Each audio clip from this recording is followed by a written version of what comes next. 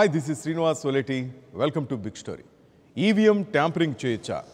ఒకరికి ఓటు వేస్తే మరొకరికి ఓటు వెళ్తుందా? ప్రజాస్వామ్యం ప్రమాదంలో ఉందా? ఈవీఎంలపై అభ్యంతరాలు ఎందుకు? ఇవన్నీ అనవసరం భయాలేనా? ఈవీఎంలపై ప్రత్యేక కథనం ఈవీఎం భయం. ఈవీఎంల ట్యాంపరింగ్పై సైబర్ నిపుణుడు సైడ్ షుజా లండన్లో స్కైప్ ద్వారా వెల్లడించిన విషయాలు సంచలనం సృష్టిస్తున్నాయి. బీజేపీ అనిల్ అంబానీకి చెందిన రిలయన్స్ సంస్థతో కలిసి ఈవీఎంలను ట్యాంపరింగ్ చేసి 2014 ఎన్నికల్లో విజయం సాధించిందని ఆయన సంచలన ఆరోపణ చేశారు. ట్యాంపరింగ్ ఆరోపణను ఎన్నికల కమిషన్ ఖండించింది. సుజాపై చర్యలు తీసుకోవాలని కమిషన్ ఢిల్లీ పోలీసులకు ఫిర్యాదు చేసింది. ఈవీఎంల ట్యాంపరింగ్ ఆరోపణలు చేస్తున్న అతనిపై చట్టపరమైన చర్యలు తీసుకుంటాం, అన్ని రకాల భద్రతా చర్యలతో ఈసీఎల్ ఈవీఎంలు రూపొందించిందని ఎన్నికల కమిషన్ పేర్కొంది. ఈవీఎంల ట్యాంపరింగ్కు అవకాశం లేదని, అయితే కొన్ని రాజకీయ శక్తులు ఈ అంశాన్ని ఫుట్బాల్లా ఆడుకుంటున్నాయని ఎన్నికల కమిషనర్ సునీల్ అరోరా వ్యాఖ్యానించారు. ఈవీఎంలో చిన్న సమస్యలు తలెత్తుతున్నాయని, వాటిని కనిష్ట స్థాయికి తీసుకువచ్చేందుకు ప్రయత్నిస్తున్నామని, ఈ కారణంగా తిరిగి బ్యాలెట్ విధానానికి వెళ్లడం సరికాదని ఆయన అన్నారు. ఎన్నికల ఫలితాలు వెలువడిన అనంతరం రాజకీయ నాయకులు ఈసీని లక్ష్యంగా చేసుకుని విమర్శలు గుప్పిస్తున్నారని, అది సరైంది కాదని తెలిపారు. ట్యాంపరింగ్ వేరు, మాల్ ఫంక్షనింగ్ వేరు, ఇవి రెండు వేర్వేరు అంశాలని, ట్యాంపరింగ్ అనేది పక్కా ప్రణాళిక ప్రకారం జరుగుతుందని తెలిపారు. ఈవీఎంల పనితీరులో కొన్ని లోపాలు ఉండవచ్చునని అన్నారు. మధ్యప్రదేశ్, రాజస్థాన్, మిజోరాం, ఛత్తీస్గఢ్, తెలంగాణలో ఇటీవల జరిగిన అసెంబ్లీ ఎన్నికల కోసం 1.76 లక్షల పోలింగ్ బూత్లను ఏర్పాటు చేశామని, వాటిలో కొన్ని ఈవీఎంలలో మాత్రమే లోపాలు వెలుగులోకి వచ్చాయని, ఇవి 1% కంటే తక్కువేనని అన్నారు. అలాగే ఈవీఎంలను ముందుగానే ప్రోగ్రామింగ్ చేయడం సాధ్యం కాదని అన్నారు. 2014లో జరిగిన సార్వత్రిక ఎన్నికల్లో వాడిన ఈవీఎంలనే ఢిల్లీ అసెంబ్లీ ఎన్నికల్లోనూ వాడామని, వేర్వేరు ఫలితాలు వచ్చాయని ఈ సందర్భంగా ఉదహరించారు.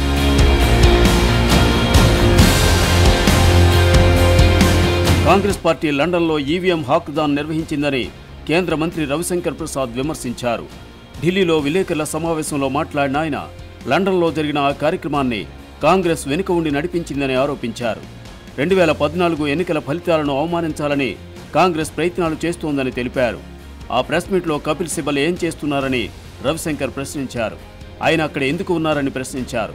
ఆ సమావేశాన్ని పర్యవేక్షించడానికే అక్కడికి వెళ్లారని ఆరోపించారు.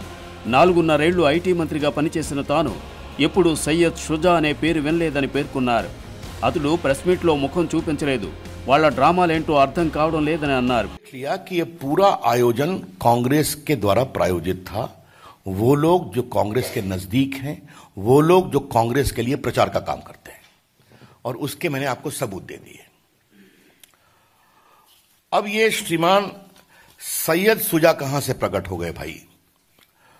मालूम हुआ कि बहुत बड़े हैकर हैं, आईटी एक्सपर्ट हैं. 4.5 साल से देश का मैं आईटी मंत्री तो हूं, आज तक मैंने तो नाम नहीं सुना इनका.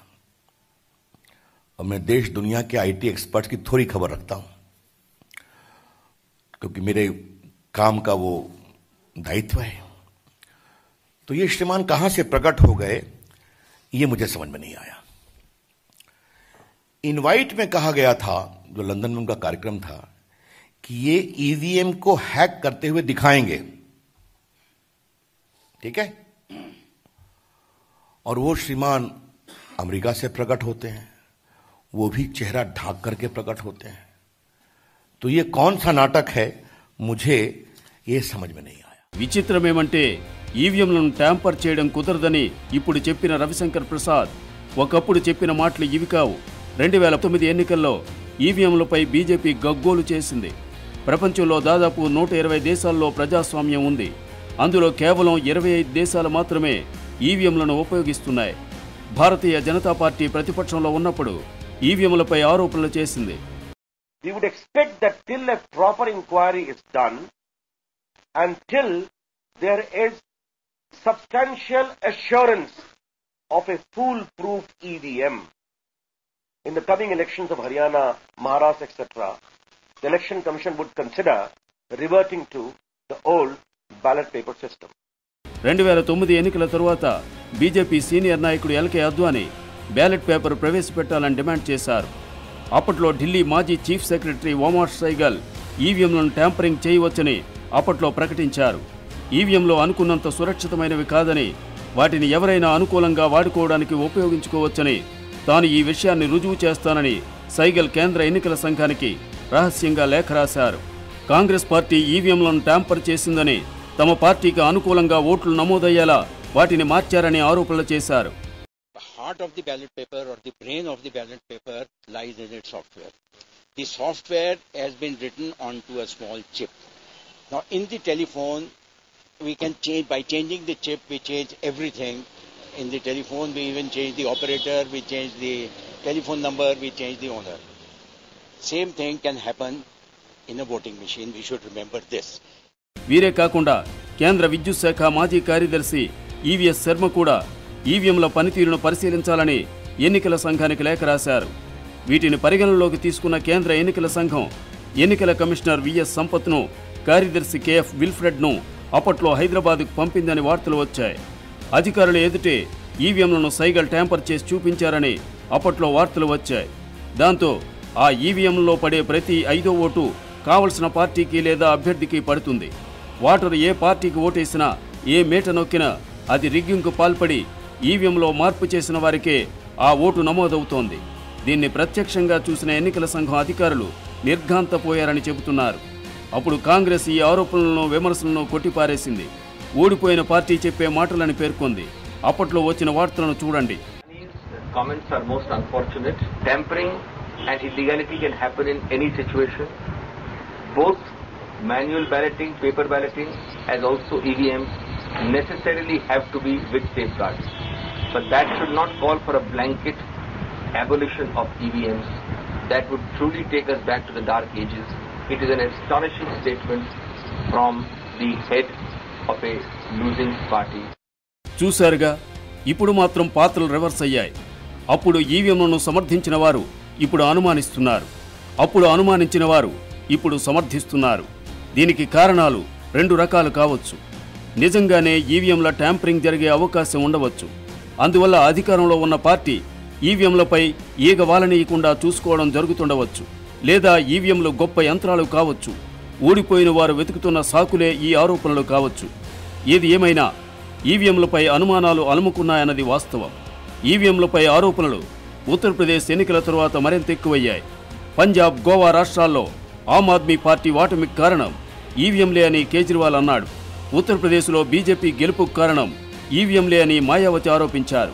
అసలు ఎలక్షన్ కమిషన్ బీజేపీ కోసం పనిచేస్తోందా అని కూడా కేజ్రీవాల్ తీవ్రమైన ఆరోపణలు చేశారు. ఒకప్పుడు అద్వానీ కూడా ఈవీఎంలను మార్చి బ్యాలెట్ ప్రవేశపెట్టాలని కోరింది నిజం కాదా అని కూడా అప్పట్లో కేజ్రీవాల్ ప్రశ్నించారు. మరో అడుగు ముందుకేసి ఆమ్ ఆద్మీ పార్టీ నాయకుడు సౌరభ్ భరద్వాజ్ ఈవీఎంలను ఎలా ట్యాంపరింగ్ చేయవచ్చో అప్పట్లో డెమాన్స్ట్రేషన్ కూడా నిర్వహించి సంచలనం సృష్టించాడు.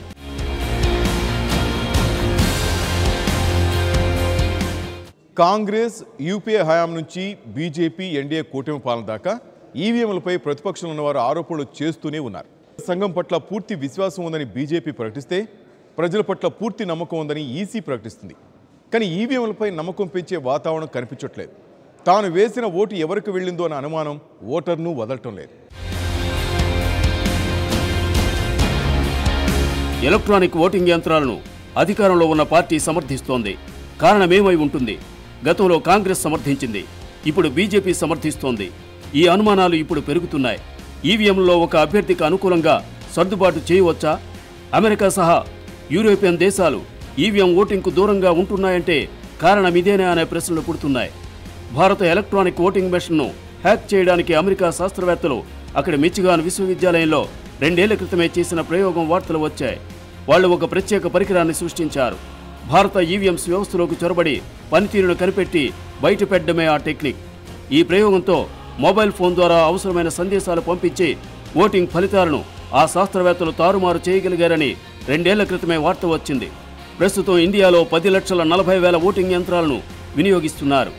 మిచిగన్ విశ్వవిద్యాలయానికి చెందిన శాస్త్రవేత్తలు ఇంటర్నెట్లో ఒక వీడియోను ప్రదర్శిస్తూ ఇండియాలో ఉపయోగిస్తున్న ఒక ఓటింగ్ యంత్రాన్ని, దేశవాళీ ఎలక్ట్రిక్ పరికరాన్ని ఎలా జోడించవచ్చునో, అనుకున్న ఫలితాన్ని ఎలా పొందవచ్చునో చూపించారు. ఈవీఎంలపై పరిశోధన చేసిన ప్రొఫెసర్ జె అలెక్స్ హాండర్మన్ కూడా మొబైల్ ఫోన్ల ద్వారా పంపే సందేశాలతో ఓటింగ్ మెషిన్ ఫలితాన్ని ఎలా తారుమారు చేయగలదో చూపించాడు. ఒక మైక్రో ప్రాసెసర్ను, బ్లూటూత్ రేడియోను ఆయన ప్రయోగం కోసం ఉంచారు.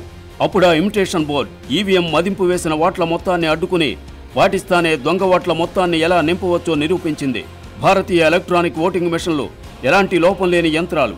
ఆ మిషన్లోని సమాచారాన్ని తారుమారు చేయడం కష్టమైన పని. అవి దోషరహితంగా తయారైన మిషన్లని అప్పట్లో డిప్యూటీ ఎన్నికల కమిషనర్ అలోక్ శుక్లా వ్యాఖ్యానించారు.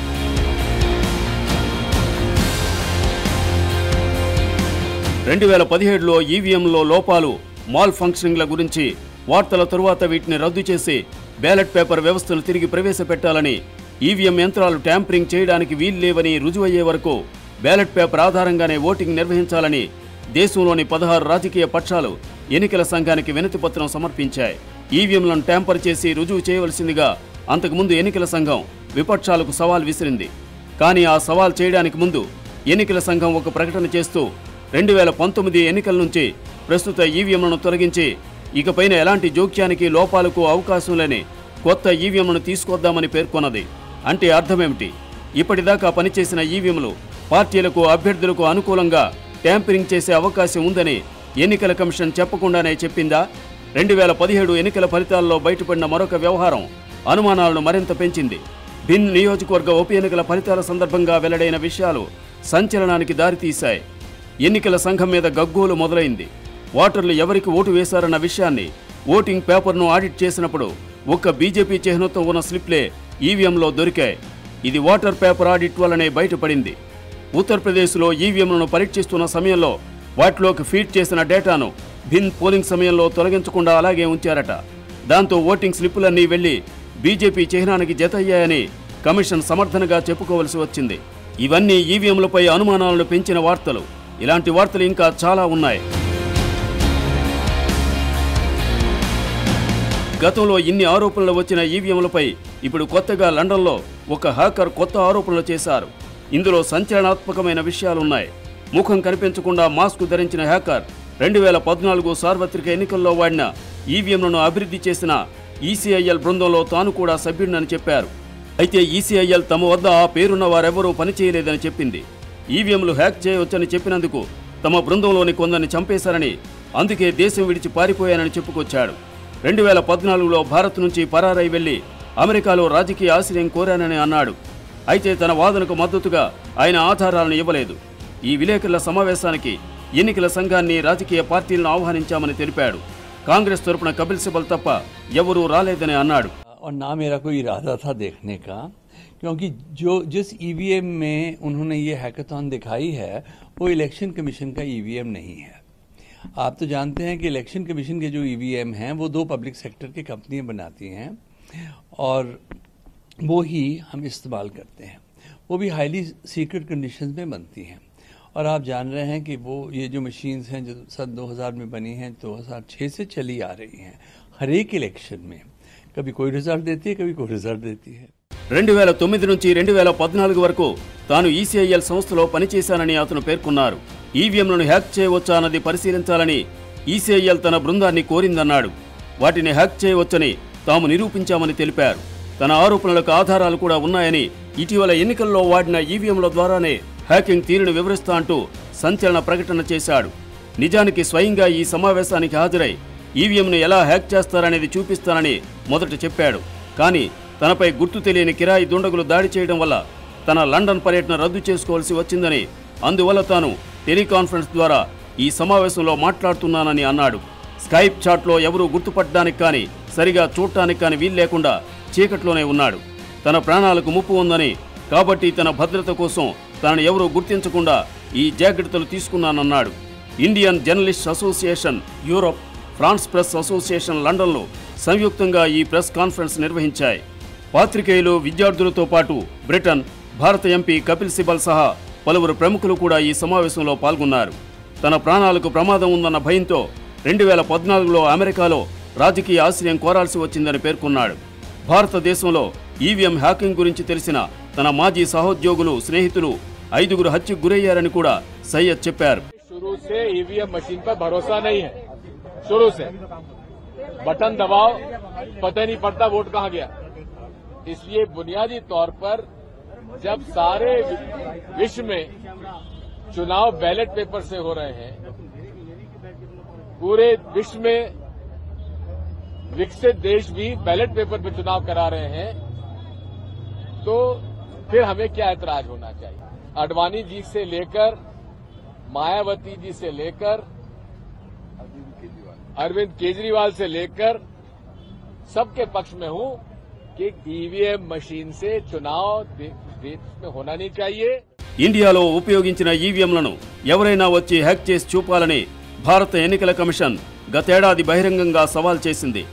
ఆ సవాల్ ఎందుకు స్వీకరించలేదన్న ప్రశ్నకు అతను జవాబిస్తూ, నేను అమెరికాలో శరణార్థిని, ఒకవేళ నేను ఇండియా తిరిగి వెళితే నా భద్రత పరిస్థితి ఏమిటి, కాబట్టి ఆ సవాల్లో పాల్గొనదలిచిన వారికి నేను అవకాశం ఇచ్చాను, కానీ వారు వెనుకడుగు వేశారన్నాడు. ఇప్పుడు ఎందుకు మాట్లాడుతున్నారు, ఈ సమావేశం ద్వారా ఏం సాధించాలనుకుంటున్నారన్న ప్రశ్నకు జవాబిస్తూ, ఏదీ మారబోదని నాకు తెలుసు, ఎందుకంటే ఈవీఎంలు అలాగే ఉంటాయి, ఏం జరుగుతోందో అది జరుగుతూనే ఉంటుంది, అందరూ కలిసి బ్యాలెట్ పేపర్ కోసం అడిగినా కానీ ఏదీ మారబోదు, ఎందుకంటే ఓట్లు కొనుగోలు చేయడానికి అవసరమైన డబ్బులు బీజేపీ దగ్గర ఉన్నాయని అన్నాడు. అంతేకాదు, హ్యాక్ చేయడానికి వీల్లేని ఈవీఎంలు ఎన్నికల కమిషన్ దగ్గర ఉన్నాయి, కానీ వాటిని ఎవరూ ఉపయోగించరు, మేం వారికి ఇచ్చిన డిజైన్ హ్యాక్ చేయడానికి వీల్లేంది, దానిలో మోసపూరితంగా మార్పులు చేసే అవకాశమే లేదు, వైర్లెస్ సాయంతో దానికి కనెక్ట్ కాలేరు, ఎందుకంటే అది చాలా సంక్లిష్టమైన డిజైన్ అని మరొక ప్రశ్నకు సమాధానంగా చెప్పాడు.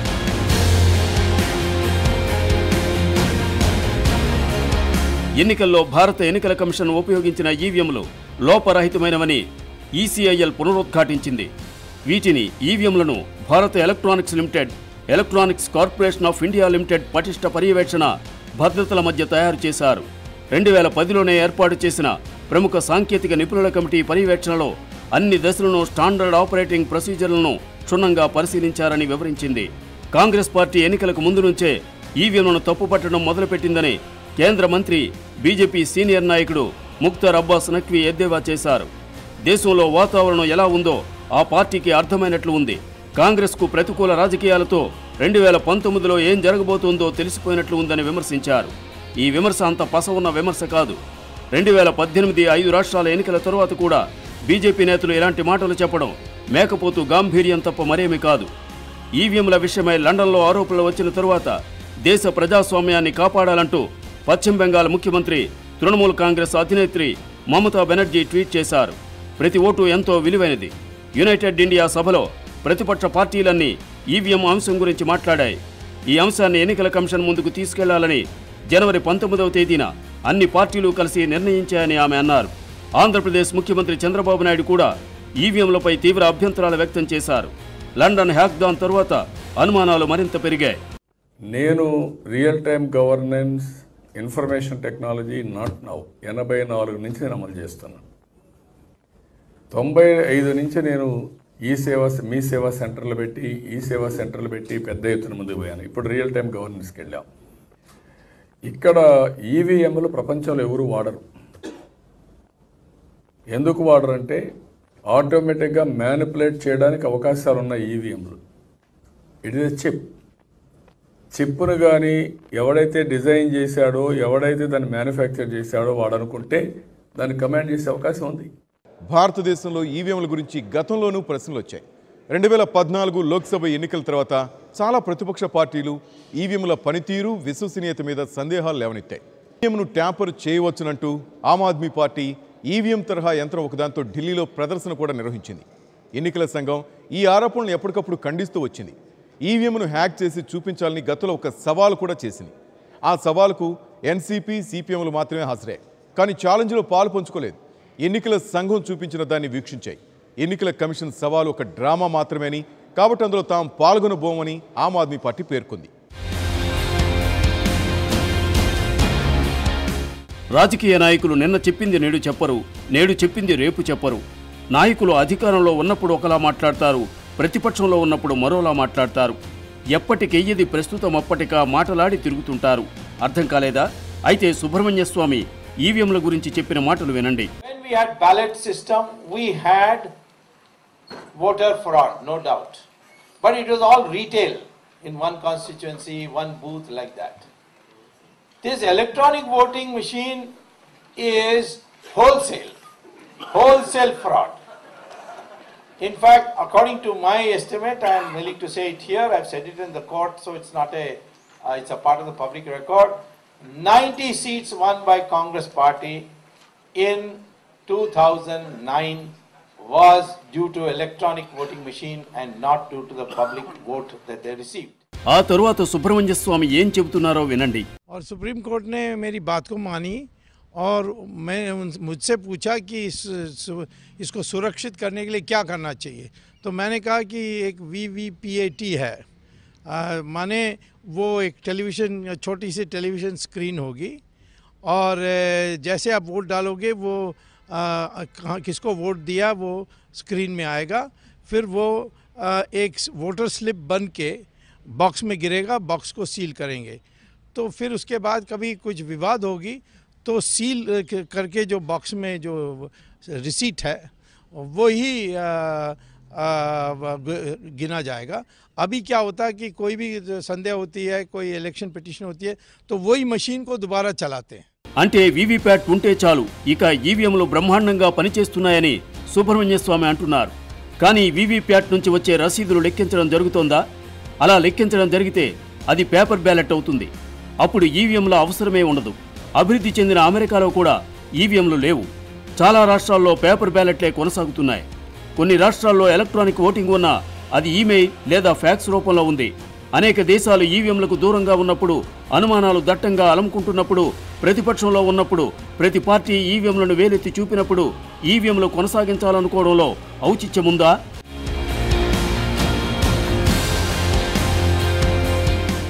గత సార్వత్రిక ఎన్నికల్లో ఈవీఎంల ద్వారా రిగ్గింగ్ జరిగిందంటూ సైబర్ నిపుణుడు ఇప్పుడు చేసిన ప్రకటన దేశంలో రాజకీయ దుమారానికి దారితీసింది. కేంద్ర ఎన్నికల సంఘం అతనిపై ఢిల్లీ పోలీసులకు ఫిర్యాదు కూడా చేసింది. అతనిపై కేసు నమోదు చేయాలని చెప్పింది. కానీ గత అనేక సంవత్సరాలుగా ఈవీఎంలు ట్యాంపరింగ్ చేయొచ్చని చెప్తున్న వారి సంఖ్య తక్కువగా లేదు. గతంలో బీజేపీ నేతలు కూడా ఈ ఆరోపణలు చేశారు. ఈవీఎంలపై అనుమానాలు ఉన్నప్పుడు వాటిని ప్రకటించడం తప్ప? ప్రజాస్వామ్యంలో ప్రతి ఓటు ముఖ్యమైనది. ఈవీఎంలపై అనుమానాలు లేకుండా ఎన్నికల కమిషన్ చేయాలి. అనుమానాలకు తావు లేకుండా ఓటింగ్ జరిగే వాతావరణం ప్రజాస్వామ్యానికి ఎంతైనా అవసరం. ఇది ఈరోజు బిగ్ స్టోరీ. రేపు మరో కథనంతో మళ్ళీ కలుసుకుందాం. Keep watching 99 TV.